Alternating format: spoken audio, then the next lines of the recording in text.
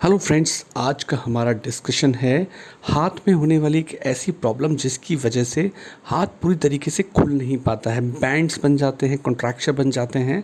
इसको हम बोलते हैं ड्यूपिट्रेंस कॉन्ट्रैक्चर। अगर आपने ऑर्थो डी आर डेली को अभी तक सब्सक्राइब नहीं किया है तो और ऐसे वीडियोस के लिए इसको लाइक एंड सब्सक्राइब करें, शेयर करें। आप हमारे फेसबुक पेज और हमारी वेबसाइट orthodrdaily.com को भी फॉलो कर सकते हैं। ड्यूपिट्रेन कॉन्ट्रैक्चर एक ऐसी कंडीशन होती है जिसमें हैंड्स के अंदर फाइब्रोटिक बैंड्स बन जाते हैं, फाइबर्स डेवलप हो जाते हैं। स्पेशली स्किन के नीचे वाले पार्ट में धीरे धीरे एक तरीके की थिकनिंग डेवलप होना शुरू हो जाती है और ये क्रॉनिक कंडीशन होती है, लंबे समय तक चलती है।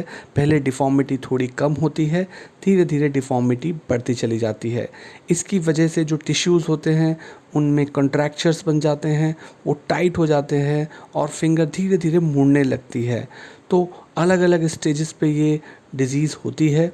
ऐसा नहीं है कि ये डिज़ीज़ सिर्फ हैंड्स में होती है, कई बार ये दूसरे बॉडी पार्ट्स में भी देखी जाती है। जैसे कि लेडर हॉर्स डिजीज़ होती है जो कि प्लांटर एरिया में होती है, फुट के नीचे वाले पार्ट में होती है, उसे हम प्लांटर फाइब्रोमेटोसिस बोलते हैं। ऐसे ही पेरोनी डिजीज़ होती है जो कि पीनिस के अंदर होती है, एबनॉर्मल कर्वेचर क्रिएट कर देती है फाइब्रोटिक बैंड की वजह से। तो ड्यूपिट्रेंस कॉन्ट्रैक्शन में धीरे धीरे फिंगर जो है मुड़ने लगती है और मेन प्रॉब्लम ये आती है कि वो एक बार जब मुड़नी शुरू हो जाती है, बैंड्स बन जाते हैं, कॉन्ट्रैक्चर बन जाते हैं, तो वो दोबारा आप सीधी नहीं कर सकते। ऐसे ही एक और वीडियो हमारी ट्रिगर फिंगर के ऊपर थी। ट्रिगर फिंगर में भी ये प्रॉब्लम आती थी बट वहाँ कारण अलग थे और सबसे इम्पॉर्टेंट बात ये थी कि अगर आप चाहें तो ट्रिगर फिंगर को सीधा कर सकते थे, जबकि ड्यूपिट्रेंस कॉन्ट्रैक्चर के अंदर ऐसे कॉन्ट्रैक्चर्स बन जाते हैं धीरे धीरे जाकर कि आप फिर फिंगर को सीधा ही नहीं कर पाते, जिससे बहुत सारे आपकी फंक्शनल प्रॉब्लम होनी शुरू हो जाती हैं। हाथ से होने वाले बहुत सारे काम आप नहीं कर पाते हैं। ज़्यादातर केसेस में ये मेल पेशेंट के अंदर देखी जाती है और लगभग मिडिल एज के आसपास ये प्रॉब्लम देखी जाती है। यूजुअली रिंग फिंगर के अंदर ज़्यादा होती है या फिर लिटिल फिंगर के अंदर होती है। बहुत सारी डिजीज़ का एसोसिएशन देखा गया है कि जिसकी वजह से ये ज़्यादा कॉमनली देखी गई है ड्यूपिट्रेंस कॉन्ट्रैक्चर।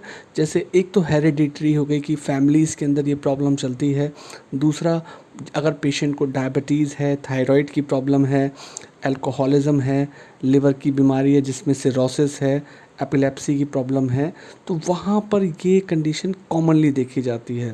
दूसरा ये भी देखा गया है कि जो लोग स्मोकर्स होते हैं, अल्कोहलिक होते हैं, उनके अंदर ये डिज़ीज़ ज़्यादा एग्रावेट करती है, बढ़ती है, स्मोकर्स के अंदर स्पेशली।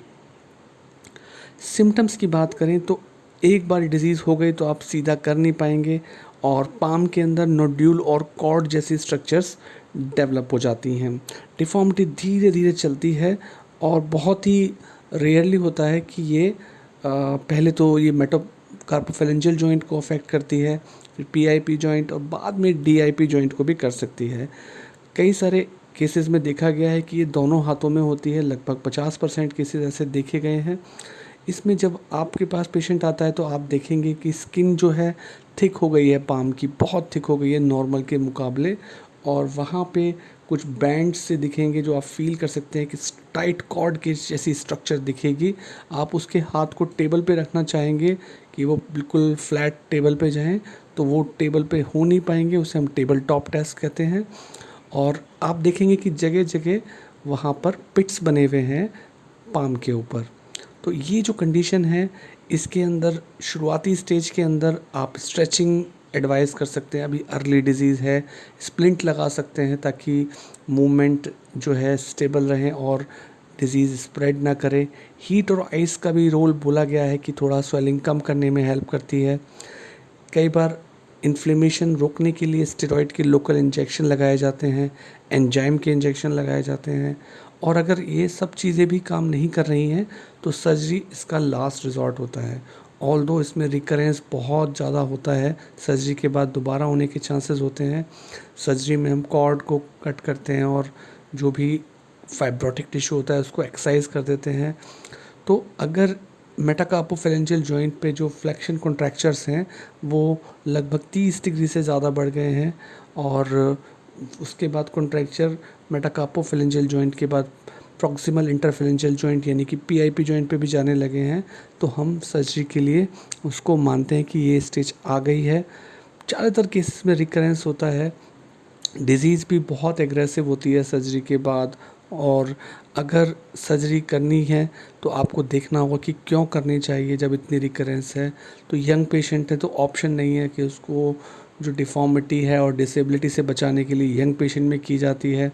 अगर दोनों के दोनों ही हाथों में हो गई है तो फिर वो पेशेंट फंक्शनली फ़िट नहीं हो पाएगा, तो तब की जाती है।